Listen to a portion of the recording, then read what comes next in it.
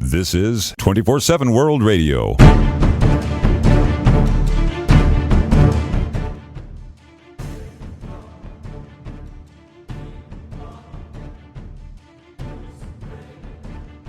Hello.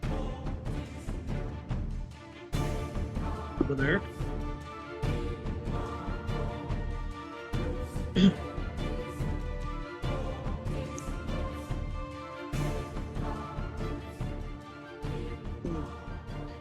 Brother John Phelps back with the broadcast today here on this beautiful, overcast, somewhat, not snowing yet, day of this Monday, the 12th of December. And we have with us our most illustrious guest on Monday, Brother George Widger. Brother George, welcome to the broadcast. Well, thank you, Brother Eric. As always, it's a pleasure to be on with you. El gusto es mío. The pleasure is mine. That's one of the few things I remember from my Spanish classes in high school. Yes. The only thing I recall is "Donde está el baño?" Anyhow, where's the bathroom? It's just where I was. Yep. Okay. My scripture verse is Ephesians 4, verse 29. Ephesians 4, verse 29. Let no corrupt communication proceed out of your mouth, but that which is good to the use of the edifying, that it may minister grace unto the hearers. Okay, so there's several components to this verse. Corrupt communication. Well, one obvious application would be swearing, or not to swear, i.e. to use expletives. And without being too specific, there's what we call swearing basically falls under 4 rubrics: bathroom, bedroom, race, and religion. And when I'm talking about bathroom or bedroom, the things like, bodily functions and carnal knowledge and the body parts associated with that. Now, for some reason, people, when they're angry or whatever, or they're trying to be provocative, like using that sort of language. However, there are several problems with that. One, if you use that on a regular basis, if you use that on a habitual basis, that damages your testimony, among other things. Also, that raises questions about your intellect. And that's exactly what my mother used to say. What are you swearing for, Eric? It shows you just don't have a vocabulary. Yeah, she used to. That was one of her things. Go ahead. And of course, it seems as if, I'm not sure how many words there are in the English language, but hundreds of thousands, maybe a million. But it seems as if for a lot of people, half the vocabulary has 4 letters in it. Yeah. Yep. It's part of the degeneration of the culture, and that we've seen in the last 60 years. It's terrible. Well, something, you remember George Orwell's character, called Eric Blair, in 1984. The main protagonist, Winston Smith, worked in the Ministry of Truth. So the Ministry of Truth has several jobs, and besides the obvious censorship, going back to old newspapers and redacting them to eliminate any sort of negative references to the party. But his job was to go to the dictionary and eliminate words. Now, this wasn't back in the 1940s, so you're talking 70, 75 years ago, whatever that was. But that seems to be coming to fruition. You don't have people rewriting dictionaries, but you see our word base seems to be getting smaller. That's right, because people are illiterate. They're not reading. One of the things that I learned when I was studying the life of Malcolm X is when he was in prison for 5-6 years, something like that. He read the entire dictionary. And that's one reason why he was so eloquent. So if we're going to be speaking properly, remember, Edward de Vere, the 17th Earl of Oxford, who was the real author of the Shakespearean plays, he had a vocabulary of 15,000 words, and he coined 5,000 new words for the English language. So in this epic time of the English language, the Lord then has the AV 1611 translated or put into play. So language is anything, and a defunct language and an illiterate people can never sustain political liberty. and their constant expressions of profanity further that. Remember, in the Great Welsh Revivals of 1859, those men were getting saved, becoming born again by the grace of God, and they had to learn to not swear at their animals. They were pulling the carriages, and the animals didn't understand them. The horses didn't understand them, so they had to reteach the horses the new commands. That's one of the things that happened with the Welsh Revival in 1859. Go ahead. Oh, okay. I don't like boring you and the audience with these little anecdotes. You're not boring me, George. This is important. Oh, okay. Do you know who Heinrich Schliemann was? Heinrich who? Heinrich Schliemann. He was I guess back in the 19th century, he was the discoverer of ancient Troy, in what is now, they called it Asia Minor back then, but it was now what we call present-day Turkey. Apparently, the story goes that when he was a little boy, his father gave him a German translation of the Odyssey, the Iliad. Now, his father was a Lutheran minister, and he said, "You know what? When I grow up, I'm going to discover ancient Troy." And so people said, "Okay, Heinrich, whatever you say." And so he was determined to do that. So he made his money as a grocer, first in what is now Germany, Hamburg, I believe. But he said in order to finance that, he'd had to go to America and make some money and go over to Turkey and other places, the Mediterranean. So now this is back in the 19th century. So English. Yeah, he had to go to white Protestant Baptist America to raise some money because there was a burgeoning middle class was being grown there, and people had money to give. Go ahead. So he made it okay, but he said, okay, this was the pre-internet era. So he asked somebody, so what is the dominant language in England in America? And somebody said English. Gee, I don't speak a word of that language, so I guess I'll have to teach myself. So what he did is he went to a Reformed church in the Netherlands. And so he got himself a copy of the King James Version of the authorized 1611 version of the Bible, and he studied that. And he also learned the hymns like Amazing Grace and whatever was popular at the time. So when he came to America, his English was a bit bizarre because he spoke, well, what we call Elizabethan English. And he never really got the pronunciation completely down, but he taught himself English, which is a bit of an accomplishment because he was an adult. But he ended up picking up probably like 15 or 16 different languages in his lifetime, including, he taught himself a smattering of Greek. So, all right, that was my shaggy dog story for the day. And what's the name of this man again? Heinrich Schliemann, Schliemann.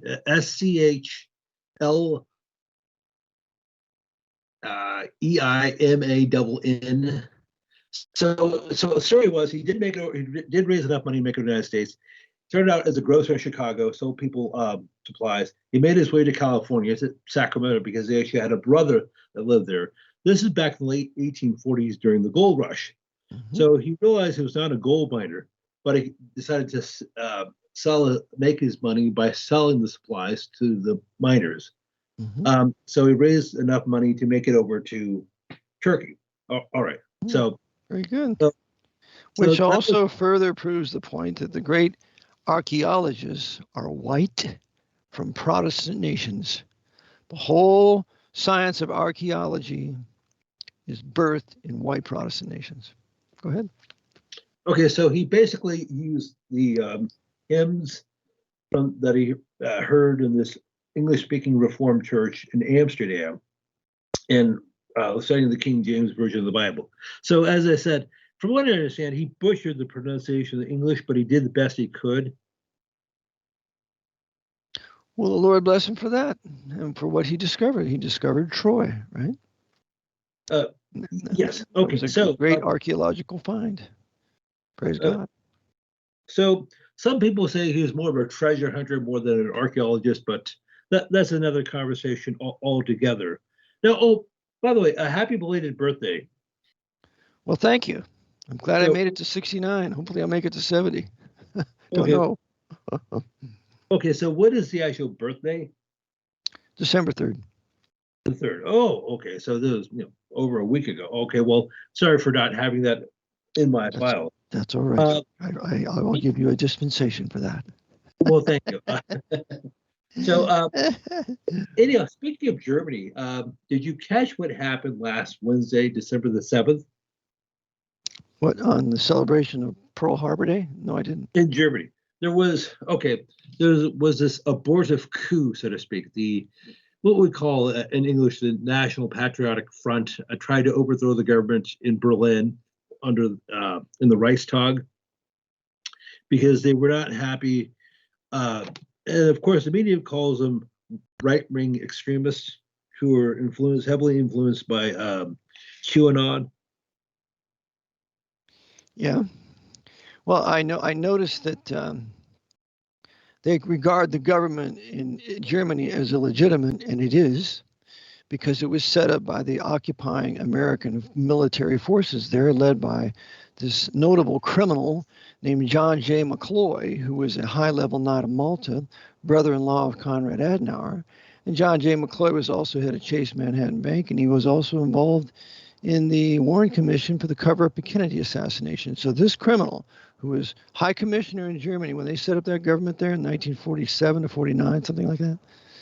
Yeah, that government in Germany is an illegitimate government. And these people that have been arrested, what they want is the restored Second Reich. I find that intriguing. They want to restore the Second Reich, and the Second Reich, of course, was Protestant. So who are the ringleaders of the patriotic union?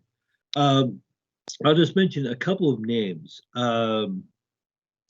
Okay, this is Germans, and my pronunciation obviously is not very good. It's Birgit Balzac-Winkelmann. She got her undergrad degree from University of Heidelberg, Universität Heidelberg. Now, University of Heidelberg was founded in 1386, so you're talking well over 600 years ago. Now, it was a Catholic institution up until the time of the Reformation, as were pretty much all colleges and universities throughout Western Europe. However, in the 16th century, it flipped and it became a Protestant school until 1735, when the Jesuits officially took it over. This is according to their Wikipedia page, and I believe they've probably have run it ever since. So you're talking 280 some odd years ago. Now, so if you have this graduate from University of Heidelberg, by the way, that was a big university that was pushed in that wonderful musical play titled The Student Prince. If the listener has never seen the movie The Student Prince, it's a very, very wonderful movie. It is virtuous, beautiful music in it. True love. I think you will really enjoy it. It's called The Student Prince. And the Student Prince was sent to the University of Heidelberg because he was so rigid.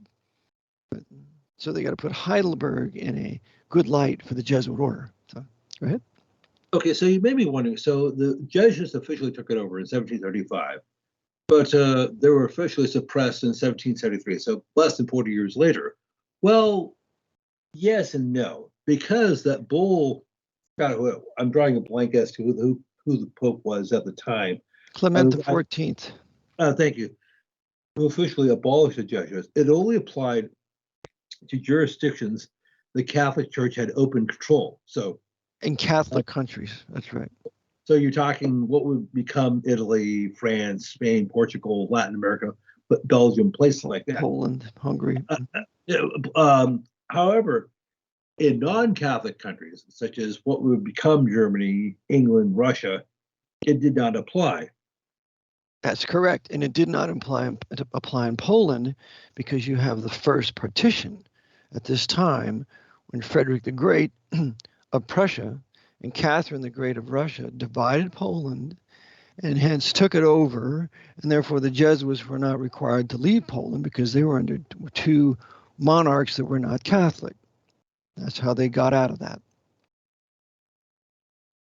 Okay, so another key figure in the Patriotic Union is a lady by the name of Nancy Faeser, F-A, or Faeser, Aeser.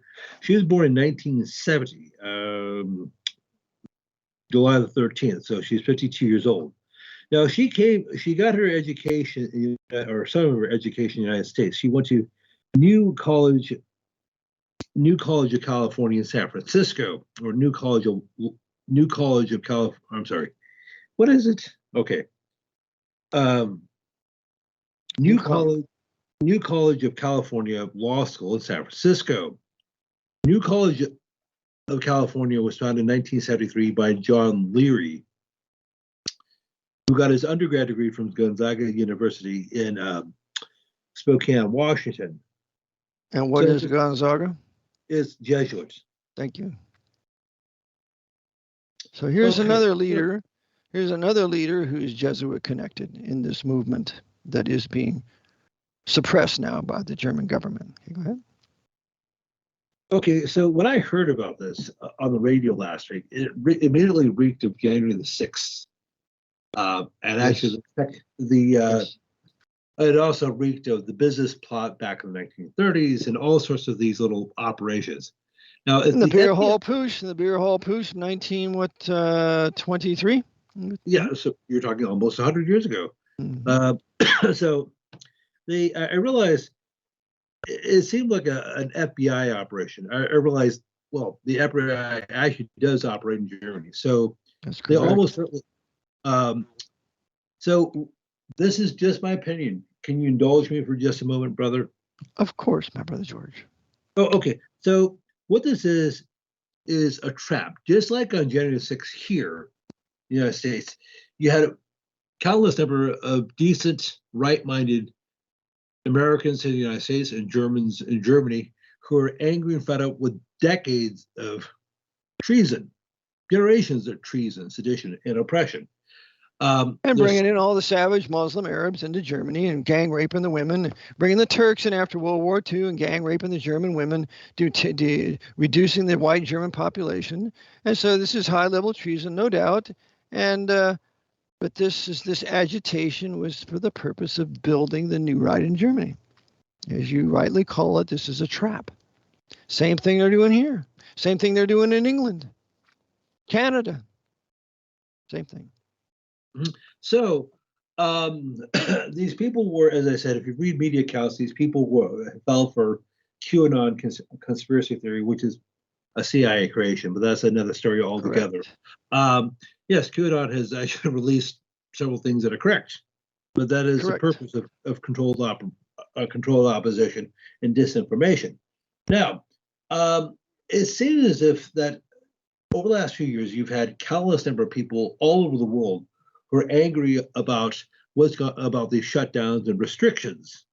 In China, in mainland China, communist China, there have been some protest movement. Now, whether those are organic, I'm not sure. But these protest movements have been politicized. They've all been labeled as right-wing extremists, regardless of whether that's even true. So if you're the whole idea of the whole is now been politicized. You're now right-wing, you're right-wing extremist, white supremacist, white nationalist, white separatist, neo-Nazi, neo-Confederate. Yeah, that's right.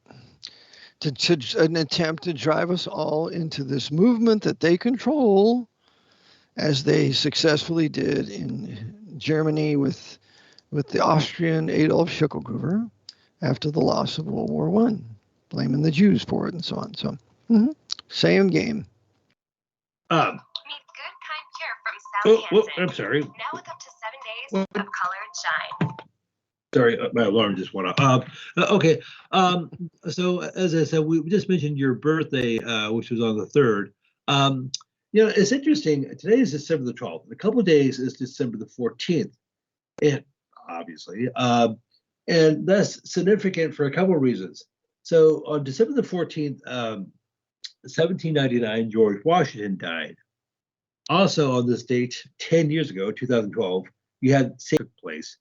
Also, 2 years ago, in 2020, the vaccine became available in the United States. And I want to add something there. The Jesuits have had wonderful results with this fake. They just have information from Ireland or from one lady, she's Irish there, talking outside the Irish Parliament, wherever it is, and she has proof from these certain scientists that there's no such thing as the virus and that it was all a fraud. And so therefore, why this? Well, the results of it, the governmental restrictions, has destroyed a huge part of the middle class white peoples of America and Europe. And so that's further going to absolutism, centralization of economic power with the corporations. So this has produced that. This bogus has produced that which the Jesuits love. So now we're talking about days. I realize this is December, and I probably should have mentioned this in the summer. But something we've discussed before, Thomas Jefferson, who was the second president, Thomas Jefferson and John Adams both died on the 4th of July, 1826. So on the 50th anniversary of America. Well, However, that's a coincidence. Well, yes. However, 5 years later on the date, July the 4th, 1831, James Monroe also died. What another coincidence. There we go. Coincidence, always coincidence. Yeah, there we go. That means, so I wonder, what is the probability of 3 of the first 5 presidents sharing the same death date, and 2 of them in the same year? Mm-hmm. Yep. Well, if we can learn anything of the history of the Jesuit order and what their purpose is, they can be tied to it through their condemnation of what Jefferson did with Monroe, what Jefferson did with Monroe and the Monroe Doctrine. Mm-hmm. So there you go. Because that was against the Congress of Vienna of 1815. And the Monroe Doctrine comes out in 1822, Secret Treaty of Verona in 1823, condemning the Monroe Doctrine. And so we have to kill those guys that dared to seek to curtail our power in the Western Hemisphere. Now, as I said, over the last few years, there's been a push, particularly communist fiefdoms like California, to rename everything, rename towns, rename schools, rename streets. And there's a move. Now, I live near Santa Rosa, California. It's the seat of the county where I live, Sonoma. And there's a move last year, or 2 years ago, to rename a local school from James Monroe to something else. But a number of parents protested and said, no, we're not going to do that. We know about the Monroe Doctrine, but if you look at any figure, like U.S. president or general or whatever, you're going to find some dirt on him. There's going to be something. What about James Monroe building the capital for Liberia called Monrovia? They're going to condemn him as a racist when he did that? If you're white, you're a racist. That's all there is, especially Protestant. So, yeah, they're going to redo it all. They're going to rename everything, going to strike everything down, and further facilitate the Chinese invasion of the West Coast. That's part of the demoralization of California. Go ahead. Well, I mean, as I said, it's never going to end. No, not until they destroy Protestantism and the white race out of North America, which is what they want to do, which is what that book I mentioned, The Last American, says, written in 1898. Go ahead. And something I just mentioned is that Rishi Sunak is the first non-white prime minister of the UK. That was over a month ago, maybe 2 months ago.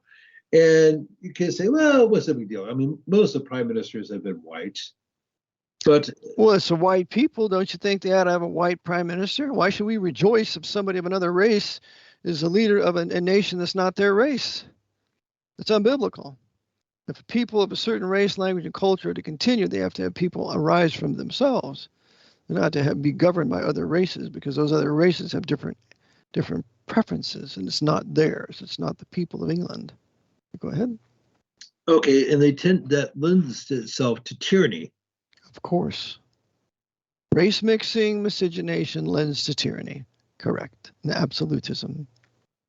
Now, for what it's worth, the UK population is 87% white, so that means it's 13% non-white. However, it should be about 100%. Well, in my humble opinion, it should be about 100% white. Of course. It's like the Netherlands should be 100% white. Just like America should be 100% white, and the blacks should have been given their own nation after the war between the war northern aggression. They should have been given their own nation in the north. That's why I've advocated New Jersey be given to them for the last 25 years. But we can't have that. We have to weaken the white nations by forced integration and social equality put on the country by evil men like John Bingham out of Ohio, who was on the commission for the trial of conspirators and consented to that evil, wicked trial. So John Bingham, I can never forget him. Dear buddy of Thaddeus Stevens, Charles Sumner, and James G. Blaine, and all those other radical red Republicans that brought us through a horrible, terrible period of American history. Go ahead. Well, and of course, you can talk about several countries in Europe. I mean, Norway, for example, which has a population of about 5 million people, 800,000 or about 16% are non-ethnic Norwegians. What did Norway ever do? How many colonies did Norway have? None. Problem with Norway was it was Protestant. It's like Sweden. The problem with Sweden was it's Protestant, it was Lutheran. So we have to race mix and miscegenate all those white people up there to make sure they can never, ever resist the Pope's white power structure. But it's the white power structure that's miscegenating all their own white peoples. Well, I realize we're coming to the bottom of the hour, but I just wanted to mention one or two other topics if I could. Mm-hmm. The current Catholic Archbishop of New York City is Timothy Michael Cardinal Dolan. He was born on August the 7th, 1950, so he's 72 years old. So this might seem like an odd topic. So everything I mentioned about him might seem redundant. But, well, of course he's Catholic. Of course he's Catholic educated. Well, there's a little bit more to it than that. Benedict XVI appointed him to be the Archbishop of New York in 2009. And that's another conversation in and of itself. Now, Dolan is, okay, we'll have to pick this up in a few minutes. Remembering that he is the most devoted Irish Roman Catholic. For Eric John Phelps, back in a moment, 24/7 World Radio with our guest, Brother George Widger.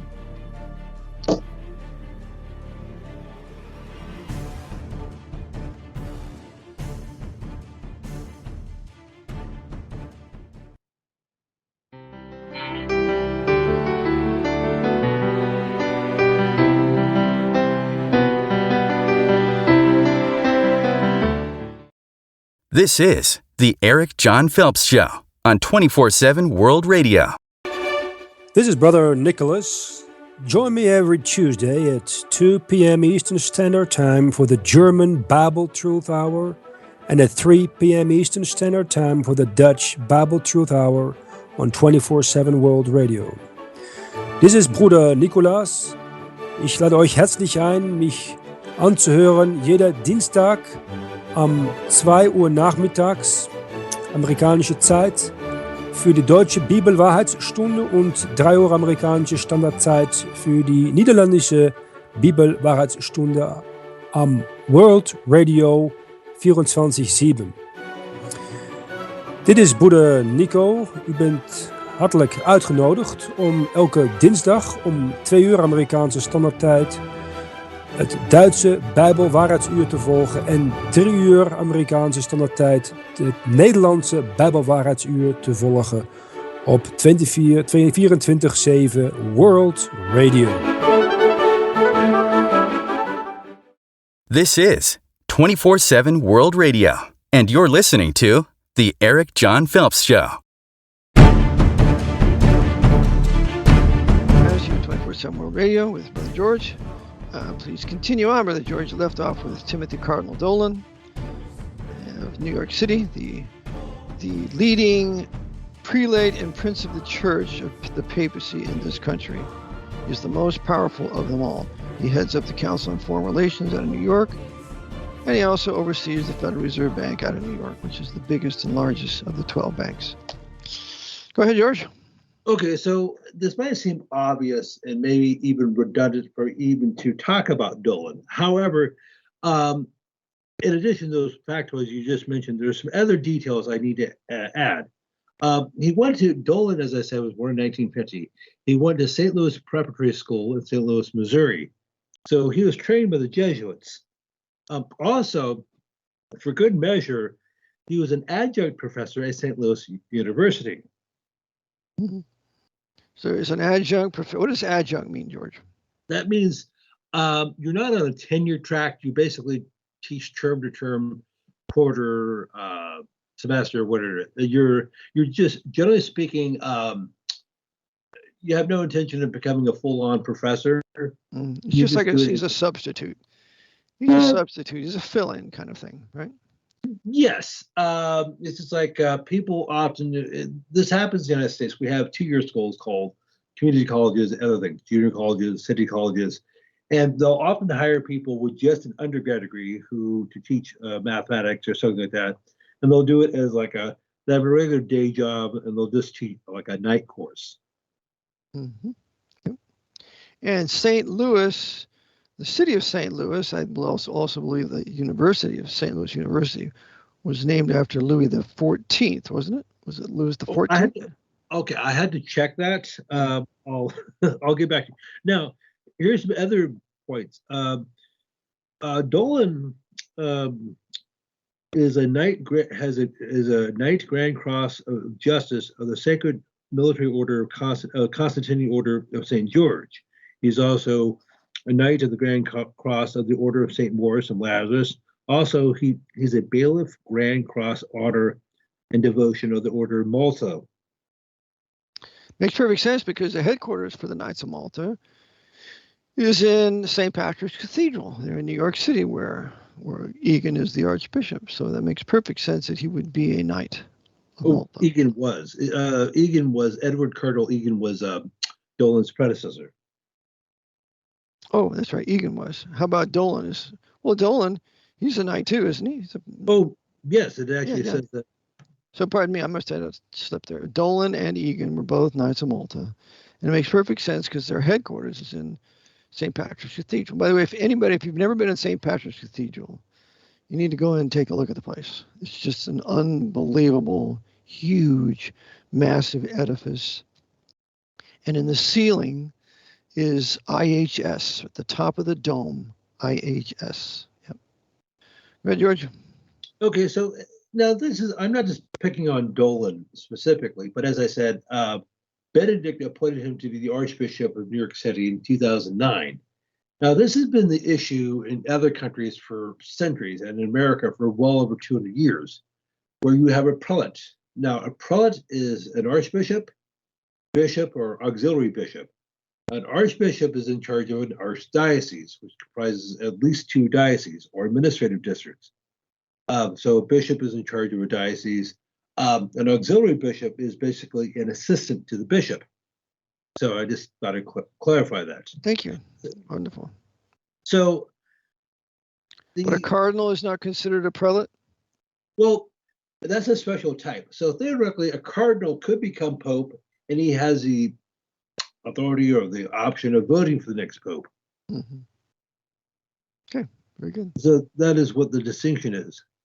And this doesn't happen so much anymore, but it used to be fairly common. If you have enough money, you can buy an office. You can become like the Bishop of Paris or the Archbishop of Cologne, even though you've never been ordained a priest. If you just simply, if your family had enough money. Yeah, lots of simony. So anyhow, so why do I bring this up? So as you said, he's arguably the most powerful prelate in America. Some might call him the American Pope. And that's what they called Spellman. And I would venture to say every New York cardinal is indeed the American Pope, because what's his name says in his book, Justin Fulton, when he writes concerning the Washington lap of Rome, he says the 2 cities that you must control if you're going to control the country are New York and Washington, D.C., which the papacy does, of course. Well, they have for a long time, going back at least over a century. Yeah.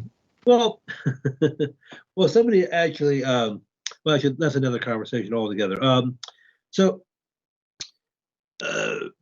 Anyhow, so back in 2016, I actually watched my first Al Smith dinner, and the 2 participants were Donald Trump, the Republican nominee, and Hillary Clinton, who was the Democrat nominee.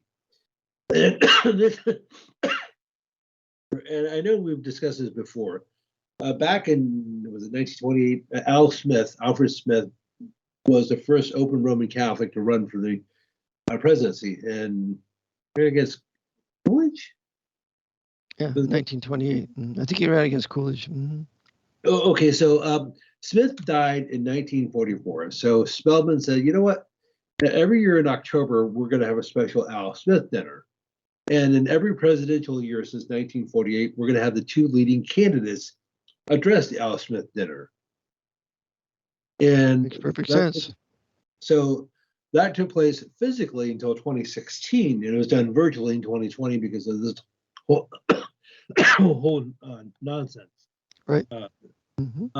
I'm sure they'll be doing it again in 2024. And they always hold it at the most expensive hotel in New York, and that is the, what is it? The Astoria? The Astoria, Waldorf Astoria.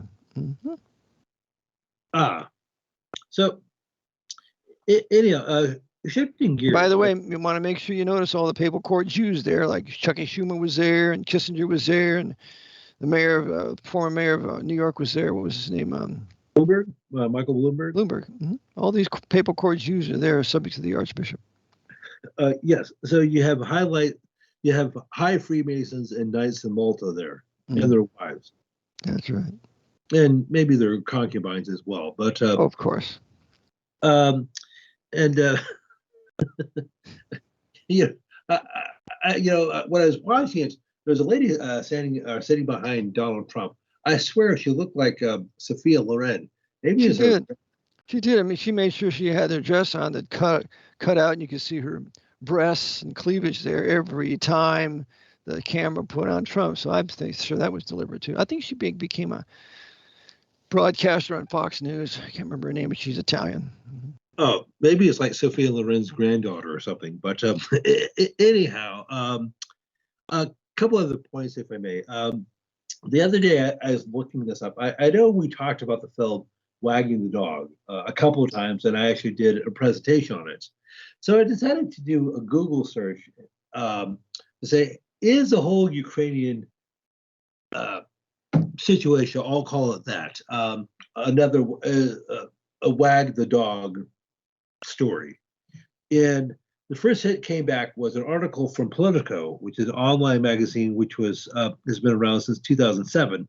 And they said unequivocally, categorically, emphatically, no, it's not a Wag the Dog situation. So I've heard of Politico before, and I've read some of their articles, but I'm just wondering. It's just another left-wing socialist communist operation, like public radio. It's the same deal. Well, okay. However, maybe I concur, but do you mind if I present some of the receipts? Pardon me, George. I apologize for interrupting. Go ahead. Do you mind if I present some of the receipts, so to speak? Please do. Well, one of the chief executive officer is Goli Sheikh Soleimani. So I think she's Iranian or Persian, and she got her undergrad degree from Georgetown University. Also, the executive editor is Daphne Linzer, who is of German Jewish background. Okay, got to put these Jews up front so it looks like the Jews are running everything. Where did that Jewish individual go to school? Oh, where did she go to school? You know what? I should. It was where did she go? Well, she was born in Canada. And actually doesn't have her degree. But she has the appropriate religious background. Yeah, she's another papal court Jew. Go ahead. Yes. So the new right can blame the Jews for everything. That's why those Jews are put there. So that's why you have Chuck Schumer and Henry Kissinger. That's correct. Absolutely. Those tyrants, those creeps. Go ahead. Well, Henry Kissinger is almost 100 years old. He was born in 1923. I don't have his birthday, but is that natural? I mean, does he, or has he had some help along the way? Oh, I think they take these elixirs. That's right. The woman's name that was bare-breasted, naked, was Maria Bartiromo. She's a New York woman and she's Roman Catholic. Italian, New York woman and Roman Catholic. Thank you, Brother Eric. And that's her. Go ahead. Okay.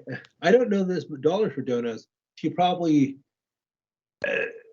is a descendant of a count or something like that. She's probably Italian nobility.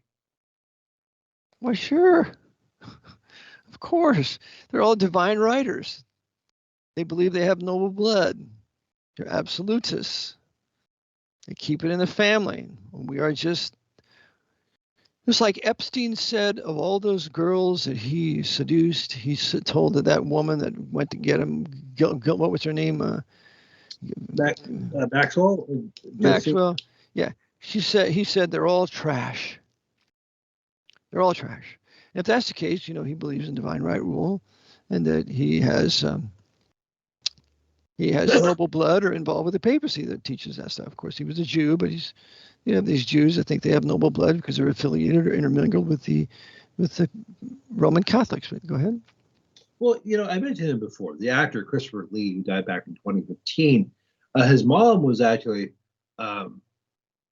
he was English, obviously, and he was a knight of St. John of Jerusalem. But his mom was an opera singer. And she was also a countess or something like that, Carabini. Don't have time to go look it up. So you could say, so how he got his leg up in acting. Why, sure. The acting is the Jesuit theater, and they will bring in their people that they've trained or that they're family connected. Like Tom Cruise, who I understand, I can't prove it, but I understand from another source that he's an Orsini. So they're all connected.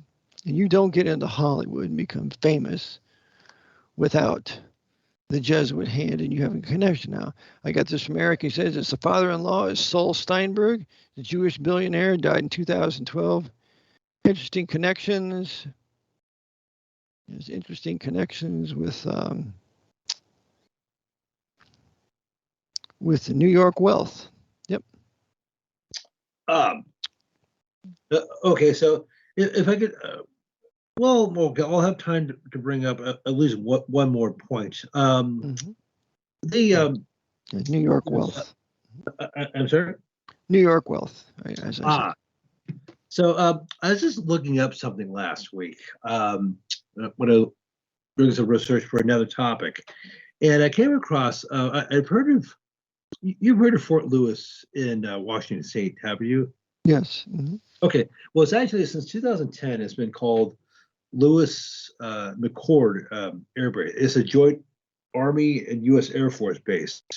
It was known as Fort Lewis from 1917 to 2010, and William McChord. There are two separate entities. McChord is the air base, and Lewis is the Army base. Mm-hmm. And the medical center now, and Lewis is actually named after Meriwether Lewis, as in Lewis and Clark, their famous expedition back in the 19th century. Mm-hmm. Well, the medical center there at McChord Lewis Air Base is called the Madigan Medical Center. What's the name? The Madigan Medical Center. Madigan Medical Center. Never heard of it. Okay, well, most people have it. It's named after Patrick S. Madigan, who lived from 1887 to 1944. So, Madigan, what does that sound like to you? Sounds like Vatican to me. Well, does it sound Irish? Sure. Okay, so bear with me a moment because I could summarize this, but it probably make more sense to actually read it to you as is. Okay. Now, this Madigan got his undergrad degree and medical degree from Georgetown University. He was also an adjunct professor there. He later go on to get a master's degree from Gonzaga University in Spokane, Washington. So he was thoroughly trained by the Jesuits. That's right. So here, Madigan is thoroughly trained by the Jesuits. Mm-hmm. Okay. So, you're going to say something. And he's in charge of this particular medical center, right? Well, he died almost 80 years ago, back in 1944, but they named it in his honor. I see. Okay. So he's considered to be Madigan is considered to be the father of neuropsychiatry. So you may be wondering, what exactly is neuropsychiatry? Well, it's the study of the brain. That's when the psychiatrists screw up your brain. Okay. Neuropsychology. How about that for a simplistic solution? Well, yes. And the Jesuits being the authors of psychology anyway. Yes. That bogus science.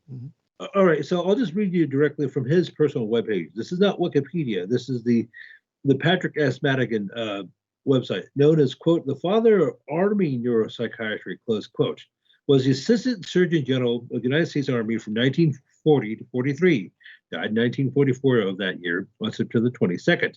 Madigan General Hospital is named in his honor. He also has two brothers who are doctors in the United States Army. So it goes into his marriage. He's also a surgeon at Walter Reed General Hospital and at the Mayo Clinic in Minneapolis, Minnesota. So I gave you, now he did his research back in the 1920s in the Philippines. I guess that probably would have been, okay, Subic Bay was the Navy base, Clark Field. I don't remember the name of the Army base in the Philippines. But he studied extensively in the Philippines in the 1920s. So given those facts I've shared with you, what sort of things can you glean? Well, the Philippines is all Roman Catholic for the most part, totally conquered by the priests. And the Philippines were taken by the American government as a result of the Spanish-American War that ended when, in 1900, something like that. So the Philippines were taken, it was a territory. Go ahead. Well, actually, you're talking about two different episodes. You had the Spanish-American War in 1898, which only lasted a few months. So America basically got the Philippines as a result of that. But the following year, 1899, you had an incident called the Filipino Uprising, or the Filipino Revolt, which lasted until 1902, in which something like 100,000 Filipinos, at least 100,000 Filipinos, were killed fighting against the American Crusaders. That's, by the way, when they brought the Colt 45 ATP in, because they were on dope, they were on drugs, they were fierce, and 38s weren't knocking them down. So they brought the 45 caliber in, and that's the introduction of the Army sidearm, the 45. Okay, and as a kid, I had these neighbors down the street who were Filipinos. They were, long story. One of them was the father was very much anti-American because he said they conquered us. Yes, the Spanish were bad, but the Americans were far worse. And he said they murdered hundreds of thousands of Filipinos at the turn of the 20th century. Simply, even though they're Catholic, they wanted to have their own independent country. Now, we can't have that. The Pope doesn't want that. So remember, he's busy using this civilian government for the papal purposes before 1933, before they get military government. So yeah, no doubt. And by the way, Smedley Butler writes about this in his work, War is a Racket. He talks about the subjugation of the Philippines. Okay, well, one of the, now I know this is a bit off topic. Anything I say that is on topic. The Philippines the Philippines and Australia in the 1960s would play a major part in the whole opium trade. Yes, it came out of, heroin came out of places like Laos, but they had stopovers in the Philippines and Australia. Mm-hmm. So that was one of the major, now even though the Philippines was independent by this time, and it gained its independence from the United States, technically speaking, on 4th of July, 1946. Mm-hmm. Yep. So America would actually maintain bases in the Philippines until the 1990s. I mentioned Subic Bay, which is the naval base, and Clark Field, which is the Air Force base. As a matter of fact, it was the B-52s that bombed North Vietnam and Laos flew out of Clark Field. Okay. Makes perfect sense. Because we have to reduce the manhood of the Asian nations so we can submit those people to the ultimate dictatorship of the Jesuits ruling China. That's why.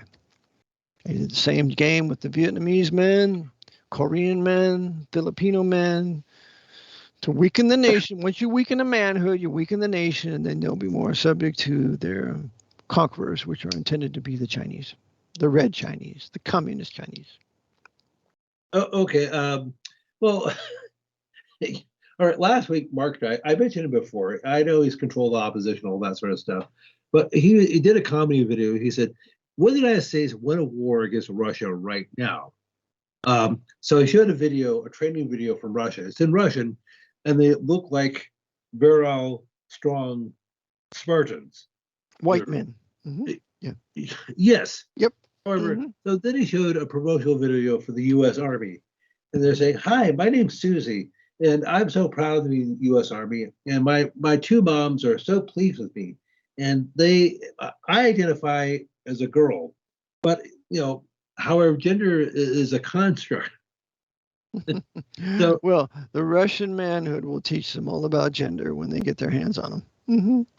Mm-hmm. It's like they did the German women, the Polish women, in their gang rape as they were streaming across into Europe from Russia. They'll teach them there too. Right?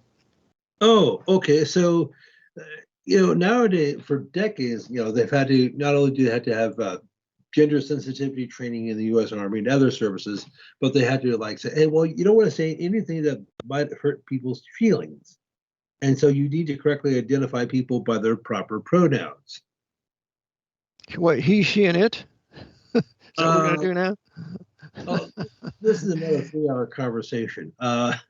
So, and you had to make sure that, your makeup, if you're a female soldier, your makeup's on correctly and your hair, you look all nice and pretty, and you want to be, feminine and all that good stuff. And you don't want to say anything that might hurt people's feelings. Yeah. Well, it's a sodomite army now, and a lesbian sodomite army, race mixed, miscegenated, pro-black, anti-white, and it's going to get trounced as soon as it deals with an organized white Russian military or an organized Asian Chinese military. So you just keep doing it, keep putting up with it. It gets weaker and weaker and weaker, and that's what's going to happen. Anyway, George, let's go ahead. I got to sum this up, and you can give your contact info if you will, and we have to go. Well, if people have any questions, comments, concerns, please email me at GeorgeWidger, GeorWdger 1969 @gmail.com, GeorgeWidger 1969 @gmail.com. If you have any questions, comments, concerns, critiques, you want to send me an article, send me a video. Also, just tell me a little bit about yourself, where you're from, how long you've been listening, and just want to say hello, please do so. And God willing, I'll be with you next Monday. Thanks so much, George. Really appreciate you being here. Lord bless and see you then. Okay, take care, brother. Bye-bye. All right, Brother Eric John Phillips, thank you for tuning in today. I have a book, Vatican Assassins, One in the House of My Friends. It's an ebook. Go to my website, VaticanAssassins.org. You can order the book. I have other things there for your interest. Also, go to 24/7 World Radio. You can order my broadcast for the last, I guess it's 9 years now. Yeah, I'm just making up a series for Brother Matt here. And you can order those. You can join Wellevate. You get a 15% discount on all the supplements you would order from many, many different companies. There's over 15,000 different supplements and things you can use for your health. And Dr. Jeff can help you with that too if you get in contact with him. Also, take my private citizenship class to have your status restored to being a pre-March 9th, 1933 private citizen United States, private American national, non-U.S. citizen. Also, you can take my tax class to see how anybody working in the private sector has to contract to be subject to the federal, state, county excise tax. So I teach that for 2 days. Also, I'm working on my advanced class, hoping we get that done in the next 2 weeks, which will be very, very good, teaching you how to stop in personam jurisdiction in a civil or a criminal matter, among a host of other things. So I think you'll like it. It'll be very helpful to you. And we need to do that which is right in these days. We need to resist evil. We need to expose evil, bringing them to light, exposing the unfruitful works of darkness while walking in the light as he's in the light. We're not surety for a stranger. And so there are many things on these two websites that you can order, and it would be to your great benefit. If you have a question, send me an email, rbpbchurch@comcast.net. I'd be happy to reply. And until Wednesday, Lord willing, I will see you then. Maranatha, the Lord be with you.